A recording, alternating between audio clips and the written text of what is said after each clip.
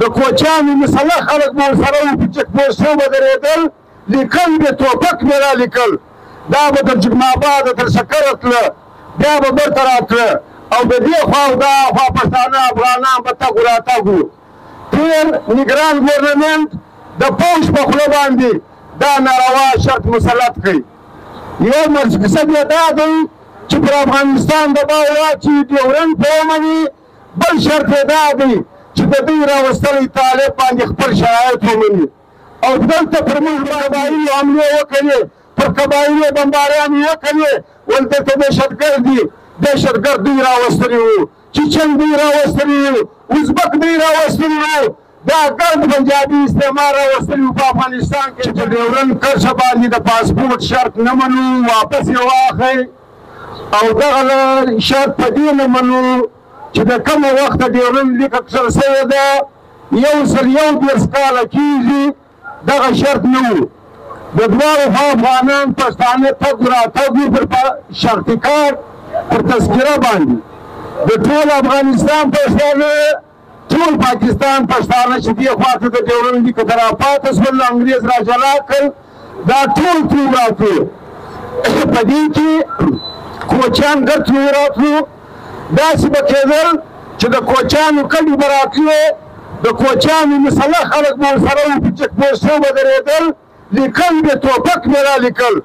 دا به تر جګماباده تر سکره تله بیا به برته راتله او د دې خوا او دا خوا پښتانه افغانان به تګ و راتګ وو تېر نګران ګورنمنټ د پوځ په خوله باندې دا ناروا شرط مسلط کړي یو مقصد یې دا دی چې پر افغانستان دباو واچوي ډیورنډ په ومني بل شرط یې دا دی چې د دوی راوستلی طالب باندې خپل شرایط ومني او دلته پر موږ باندې سیاسي حمله ده سیاسي تور یې وهلي وو په خیبر پښتونخوا کې ووهلو دهشتګردي یې مسلط کړه په جنوبي پښتونخوا کې ووهلو اټک میاوالي تقسیم دي په پنجاب ګرد دی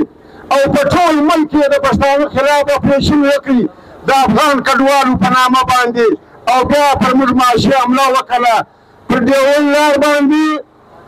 د چمن سواخې تر باجوړه پورې بادلۍ تورخم غلام خان انګور اډه باجوړ ټول لارې بندې کړلې او اوس یې موږ معاشي تورې دغسې ثقافتي تور وهلي یو دا د پنجابي استعمار سم شعوري پلان دی داسې نه ده چې دا یوه واقعه سوې ده طالب پیدا سوی دی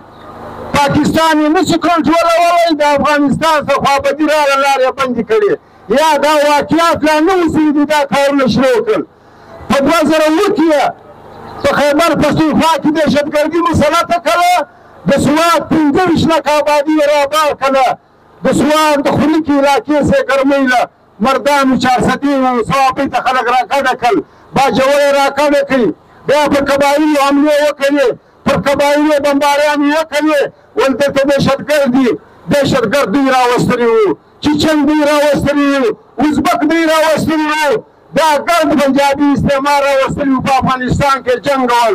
بیا د دې په بهانه باندې پر ټول قبایلو باندې حملې وکړې علاقې ډېر قبایل یې ونیول بیا اخر دا ځای ته راغلو د قبایلو لپاره یې کمیټۍ نامنیاده جوړه کړه چې یو پښتون افغان نه وي پکښې د سرتاج عزیز په مشري کې قبایل ونیول